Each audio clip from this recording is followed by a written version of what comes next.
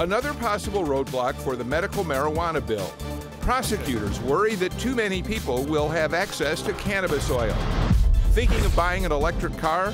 You may not get the big Georgia tax credit if one legislator has his way. Plus, how much money do the Koch brothers want to pour into Republican coffers for the 2016 election cycle? It's a huge number. Lawmakers starts right now.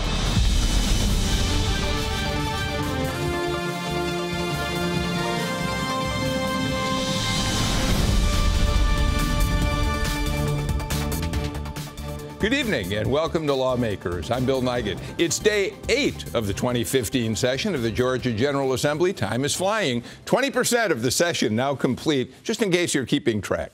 To find out what made news at the Gold Dome today, let's check in with our Capitol reporter, Pat St. Clair. Pat? Thanks, Bill. Well, first up, in what they called a vote for Georgia's children, the Georgia Senate voted unanimously today to approve Senate Bill number 1, the autism bill. It would require insurance companies to provide coverage for young children with that disease. Well, certainly we're gratified to have a unanimous voice out of the state Senate. Bill's sponsor, Senator Charlie Bethel, took a moment to celebrate today's vote. But he says 1 in 64 Georgia children have the disease, and this new bill would offer them treatment up to the age of 6. Several members of the Senate have their own autism stories. Yes, I had a personal experience with autism in that my grandson gets no insurance, did not get help until this year, and it's not very much.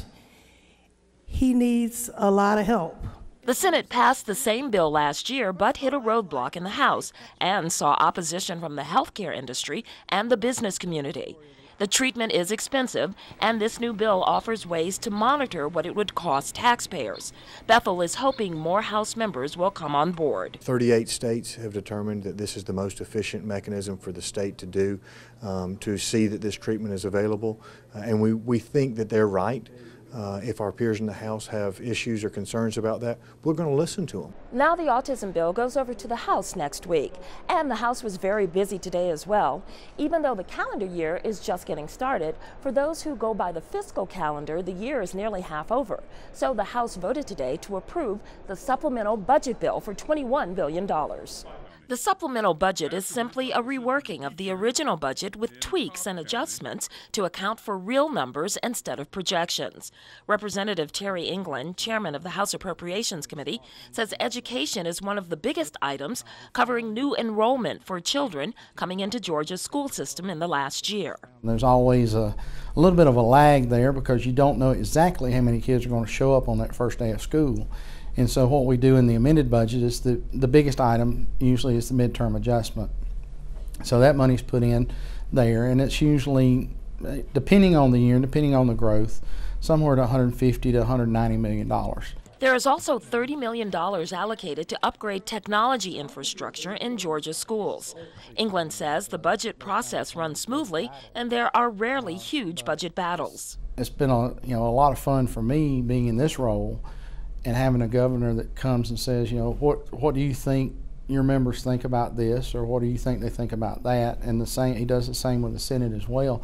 So it's been a great working relationship there. So a lot of the battles that we've seen in the past have not been necessary because we're all trying to get on the same page and move Georgia forward. Now that the House has laid out its blueprint for funding transportation in Georgia, the details are being put under the microscope. But the big question is, how will the state fund transportation for $1 billion without raising taxes? We put that billion-dollar question to Alan Essig. He's the executive director of the Georgia Budget and Policy Institute. He says the proposed bill doesn't actually raise an additional $1 billion. It transfers money from other sources, $180 million from the general fund, for example, to fund transportation. There's a little over $500 million that are currently spent by state and local governments on various purposes. That is going to be transferred to transportation. So they're not actually raising additional funds in the whole scheme of things. It's more of a shell game where they're moving money that's currently being spent in other places and moving it to be spent on transportation. So when lawmakers say transportation improvements will be funded without a tax increase, it is true, but there's a caveat. So although they can say that there's no state tax increase involved with this, there may be local tax increases. The General Assembly is just not going to have their fingerprints directly on it. So Essex says while lawmakers may try to fix transportation, they're creating new problems. And he says ultimately the state budget will still have to be cut by nearly $200 million. And finally tonight, House Democrats held their final town hall meeting for this week to talk about their priorities regarding shared responsibility. During this session of the legislature, Democrats are going to be focusing on increasing access to voting, defending civil rights, and protecting taxpayer investments. That's it for us here, Bill, at the Capitol. We'll see you again Monday. Thanks, Pat. Let's start our discussion tonight by talking about this latest wrinkle in the continuing debate over legalizing medical marijuana in Georgia. Got a great panel lined up tonight. They include Todd Ream, Republican political consultant and editor of the popular website GeorgiaPundit.com. Liz Flowers, she's executive director of the Georgia Senate Democratic Caucus and a media and government relations consultant. Greg Bluestein, a political reporter for the Atlanta Journal-Constitution, and Leo Smith, the director of minority engagement for the Georgia Republican Party. Welcome to all of you. Let's jump right into the medical marijuana issue. This is turning into a saga that seems to go on and on and on, Greg Bluestein. Alan Peake, who's been fighting for this bill for more than a year now, thought he was on a great path. Suddenly, the Prosecuting Attorneys Council is saying, hold off. What's their problem? Yeah, and so Alan Peake already has 100 or so co-sponsors. He says more than 100 co-sponsors now for this bill. Last year's iteration of it was basically designed to help children with debilitating seizure syndromes. This year's legislation, Prosecuting Attorney Council's worry, it would also include a whole host of maladies. Yeah, there's a list of maybe 15 different diseases and problems. Parkinson's disease, cancers, other far beyond the debilitating seizures, the limited scope that it had last year. And they're saying that this is a flouting federal law, essentially. Do you think the prosecuting attorneys have a case here? They are right to be worried about the distribution of this oil? Well, I think there are a couple of issues. One is the expanding number of maladies for which it would be available. And the second would be what happens when a bunch of it gets free in the state of Georgia. There are right now not many, as I understand, there are no tests for purity that could be performed at the roadside or by police in a very convenient way. And so once you start allowing it in some forms, how do you stop it? How do you control it? Okay, so it is cannabis oil, which we're told over and over does not contain the THC that is what gets people high. Is this just a concern about opening the door for future? Well, as I understand it, some of the cannabis oil in this particular bill, there would be some level of THC, and there's two different levels. One is 3%, which would be for 18 and under. 5% for 18 and older.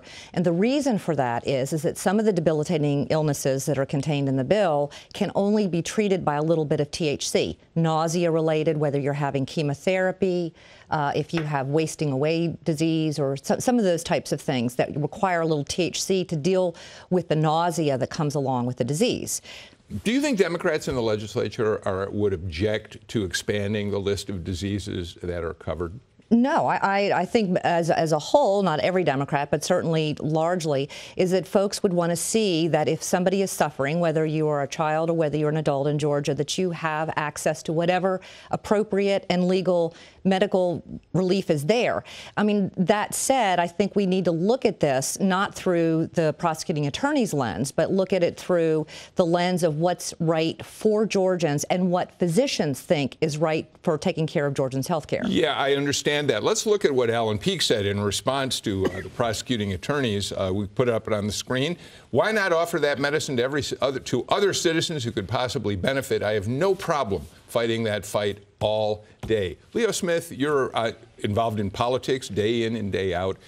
There, 80-some% of Georgians think it's perfectly fine for medical marijuana to be approved by the legislature. Do you think the legislature should pay heed to that and stop any kind of fighting about this? Well, I mean, the devil is in the details, as they say, and I think that when you're really fighting for this bill, is going to come down to some pragmatic choices that we have to make on getting the bill passed for those who are in most need, and that's the children. Obviously, that's been most of the emotional connection to this bill, and then the rest of it is, okay, how do we avoid getting these gray areas where we're talking about people with post-traumatic stress disorder? How do you get identified as someone having that malady and then therefore qualifying to use this drug? So I think that you have to decide, are you going to fight to get this bill passed, or are you going to fight about these little other details that you can add on to later? Are you hearing any pushback based on what the prosecuting attorneys are saying? You're down there every day. Yeah, and there's a lot of law and order types, Democrats and Republicans, that are wary of this. And the backstory to this, too, a lot of local commissioners and local folks, there's an increasing amount of resources on the federal and local level that have been devoted to shutting down pain clinics, prescription pill pain clinics. And they're worried, the prosecutors are worried that this could set up a whole new regime of these types of clinics that they have to work to shut down. Are we being a little too squeamish about this? Is marijuana sort of a devil drug that we are afraid to just confront head on and say, let's offer this relief to people who could use it? Well, I think when Governor Deal said that we want to get our kids back from Colorado without becoming Colorado, what he's talking about is not just the unrestricted recreational use, but also some states where the medical use is thought to have become a charade for de facto recreational use. Okay. And so when you get into conditions that are not verified, where there's no single yes or no test, that's where I think it becomes more difficult, and that's where the concern is that somebody could complain of symptoms, there's no medical test, and be prescribed. Well, yeah, but I mean, you have to have a physician's diagnosis for one of these specific illnesses, number one. Number two, by being a little short-sighted on this, and I don't think there's anything particularly wrong with the legislation, but I do think we're not taking it as far as we could go. I mean, the truth is that we may, in fact, be putting Georgians in jeopardy with the current legislation that we have, because we're asking them to travel across a number of state lines, and we've been looking into it, and there's something like 20 federal regulations that they could be violating in order to get it back here. And this is not, when folks say, well, I'll suffer the arrest, this is not a protest outside the Capitol arrest where you get locked up in county. This is a federal drug bust, and I don't think they're quite as easy on folks in that regard. So I think the bill also requires a commission to be established, which would be similar to a commission that would be established if we were taking the step to go ahead and legalize it. So I think it's a good step. Does it go as far as it needs to go? Probably not. But for Georgia, it's probably a good step. And as a final word on this, I did notice that the supplemental budget contains some millions of dollars to set up this commission and make sure that Georgia's figuring out how to manufacture cannabis oil in Georgia in a way that it will stay within the framework they intended to. Well, that's right. And if we remember, what Eric Holder and the administration has said is that what they said is if you're producing within the state, we're not going to be punitive. What we've set up right now is not in Georgia, but bringing it in someplace else, and that's where we get into some pretty tricky areas. Tell you what, let's shift gears, and I mean that literally, and talk about electric cars. Todd Ream, this is a subject that warms your heart to some extent. We talked about it with you last week.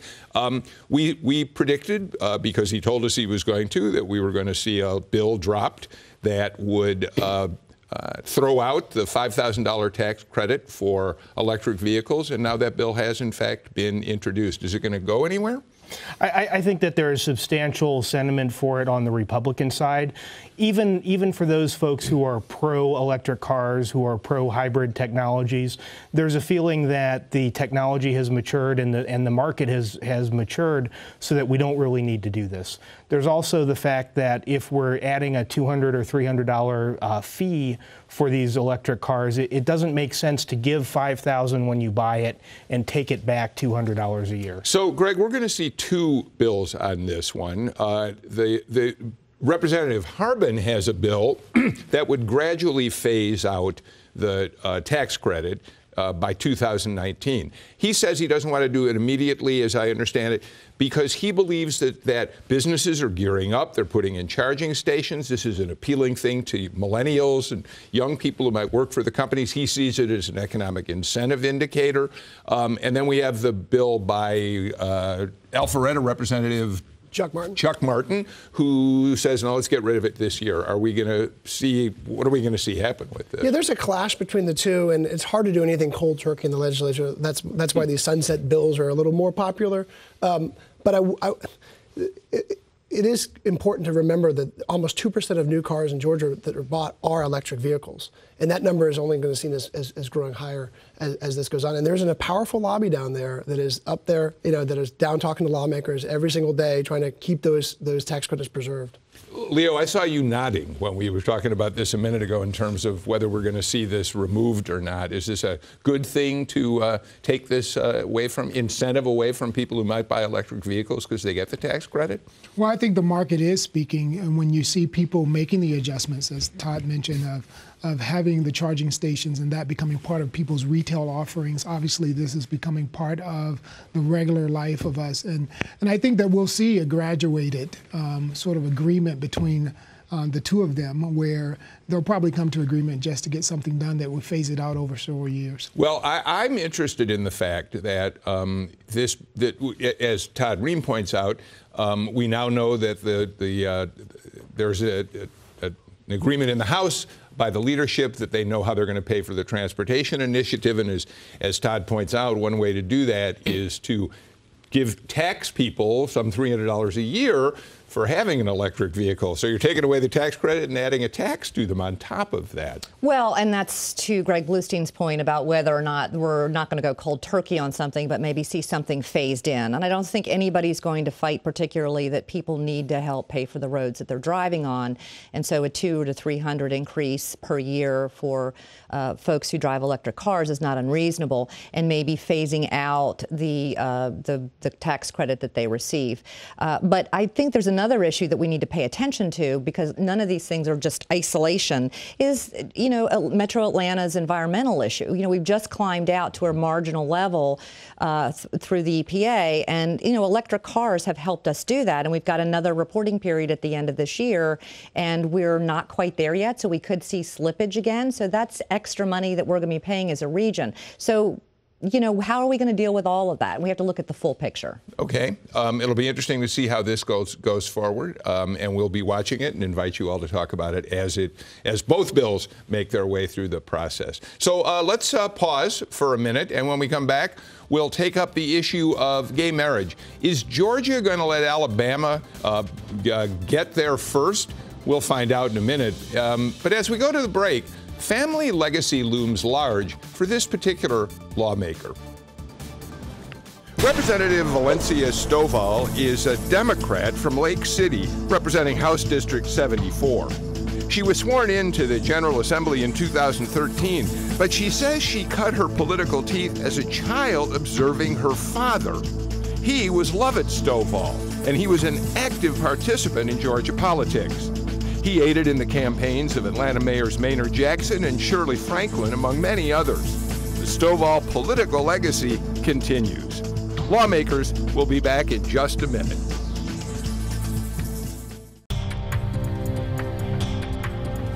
To serve in the State House of Representatives, you must be at least 21 years old.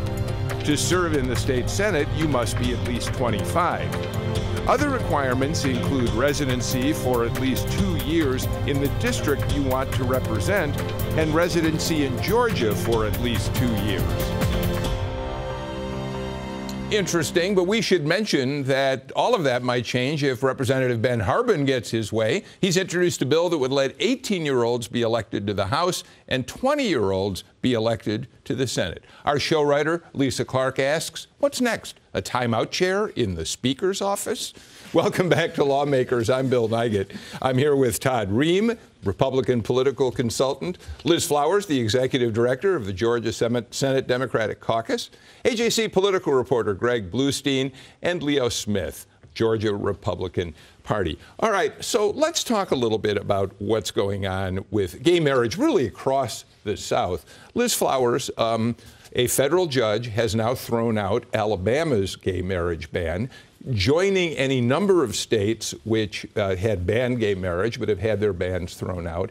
And yet Georgia, which is one of the first states to pass a ban, is still sitting in suspended animation. What's going on there? Well, that's right. And I think the judge is waiting because there's a couple of other paths. As I understand it, there are 3 paths essentially to gay marriage in Georgia, one being the Supreme Court case, which we essentially think we'll hear a decision on June 29th, which is when they break. And controversial cases are usually held till then. There is the 11th Circuit case, which includes Alabama, Georgia, and Florida. There are 2 very significant cases in Florida that I understand are going to be decided. Probably it will uphold the bans, which means that Georgia will slide in with that. And then, of course, certainly the Georgia judge could rule, but it seems like he's waiting to see what the 11th Circuit does. Letting somebody else take the lead on all of this. That's right. Leo, fairly or not, Republicans are often tagged as the people who are most adamantly against gay marriage. You've got a Republican Attorney General, Sam Olens, who has taken up this cause, defended the state against the lawsuits that are trying to overturn the ban. Is history turning against those who oppose gay marriage, and is it time to just fold tents and go home? Well, it does appear that at least the cultural trends that we're having, the shifts that we're having, are bringing these discussions to fore. And this is a very good thing. And because Georgia is a conservative state, that's why I think we're seeing a lot of caution and waiting to see what happens in other states. But what we are going to need to see here to really make sure that Georgia does something that's meaningful is we need to see grassroots organizations and people really chime in and talk about what is the definition of marriage for Georgians and how's that going to be, how's that going to play out legislatively in Georgia? I think it's very important to hear those voices, and this gives time for that to happen. But in the long run, the Supreme Court of the United States, as Liz pointed out, is going to issue a ruling on this, and it will become the law of the land. So a lot of this is preliminary fights that don't amount to much, yes? Yeah, I think that there will continue to be fighting over the logistics of it. You've had other states talking about, well, this means we have to redo all of our forms and other stuff. And big changes like this never go easily. There will always be some resistance at the local level, but ultimately, I think the Supreme Court will be the decider. You know, when Sam Olens first ran for Attorney General, and you've known the Attorney General, I think, and followed him for a long time, I have too. Many people saw him as a relatively moderate Republican. In office as Attorney General, he's defended the state on a number of issues that I think people would fairly say may not be as moderate. Is gay marriage one of those? And does he do that thinking about his future politically, or does he do that because he has to defend the state in legal actions against it? I've actually known Sam since 1998. I worked on his first campaign for county commission, and that was in the aftermath of the '96 Olympics, where you had Cobb County passing an anti-gay statute or resolution, and Sam thought that was ridiculous, which was a relatively moderate stance at the time.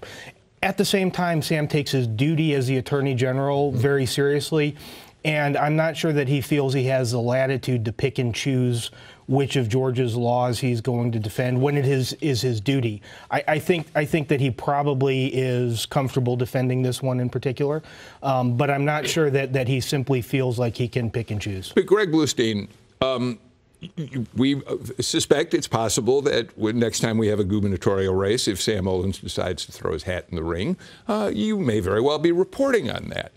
You're going to look at a variety of issues that these various candidates took a stand on, and I would assume gay marriage and the position that the Attorney General took on it will be one of the things you would report. It will be, especially in a crowded primary, GOP primary, like we expect it to be. But I can say, not necessarily Sam, but I can say there's a lot of Republicans that are hoping the Supreme Court sort of decides the issue for them. Takes them off the hook. Takes it off the table. Yeah. You know, if the Supreme Court issues its ruling, and they can say, oh, it's the law of the land. Okay. Court has spoken. Is that good for the Republican Party in the long run, getting this issue out of the way? Certainly. I think any type of wedge issue is good for all civic engagement. But I thought that wedge issues were often the kind of way you rally the conservative base, Leo. I think that is the thinking, and that's the way things have been in the past. But now with the demographic shifts that we've had and the cultural trend shifts that we've had, wedge is not always good. And so when you can avoid those issues, I think some people will take the high road and avoid them. Liz, you don't want to hear that from him. I love Leo, but no, I mean, the fact is that I think it's 37 states at this point have legalized gay marriage. And this is the time we live in. This is the right thing to do. You love who He's you agreeing love. with you. You know, and the fact is that, you know, wedge issue or not, we shouldn't be arguing about wedge issues. We should be arguing about what's right for the people of Georgia. Well, but the issue is also, and this is why I think it's very important to hear a conservative state like Georgia. What's the difference between marriage and civil union, and can we provide people the same rights with using a different definition related to the religious right of marriage? Real quick, do you have a quick response? Well, yeah, no. Very quick. No, the quick response is no. We can't. You cannot have different rights for different people. You either have that right or you don't. All right, Leo, let's move on because we'll talk about this again, I'm sure. And I want to go to you on this immediately. The Koch brothers want to spend some $889 million, almost $1 billion in the 2016 election cycle to make sure that they get their message out and that Republican, primarily, candidates get elected. This does your heart good? That's a whole lot of freedom of speech is what that is. and I think there will be a response, obviously, from others who feel that they have a need to combat what influence the Koch brothers might have. But I think that you're going to see a lot of new civic organizations popping up and a lot of effort that is very issues-oriented, very remedies and solutions-oriented. And I think overall that's a good thing. Greg, you want to weigh in? Don't think this will all be for TV ads or negative spots. These will be for, exactly as Leo said, these will be for pop-up groups. These will be for digital marketing. These will be for all sorts of new things that we can't even think about right now that will come up next year and the year after. Todd, is a gauntlet thrown for Democrats out there to do something to compete? Well, I think in a lot of ways, both organizationally and technologically, the Democrats have really been setting the standard over the last few years. Now it's going to be up to us on the right side of the aisle, and I've been thinking through my ideas, and I'm getting my pitch ready for the Kochs. If they want to call me, I'll be there. Yeah. Liz, I'm not expecting that same call. You know, it's like, welcome to the United States of Koch brothers. And, you know, it's scary to think that the Koch brothers control the same amount of money that either political party do. It's in that same ballpark now. Okay. Very, very frightening. Liz Flowers, Leo Smith, Greg Bluestein, Todd Ream, thank you so much. We're already out of time. It went quickly. That's it for day 8 of the 2015 legislative session. Lawmakers will be back tomorrow in session on Monday, and that's when we'll be back to bring you the very latest on what's happening under the Gold Dome. In the meantime, you can stay in touch with us on social media or email us at lawmakers@gpb.org. Thanks for joining us tonight. I'm Bill Nigut. Have a great evening.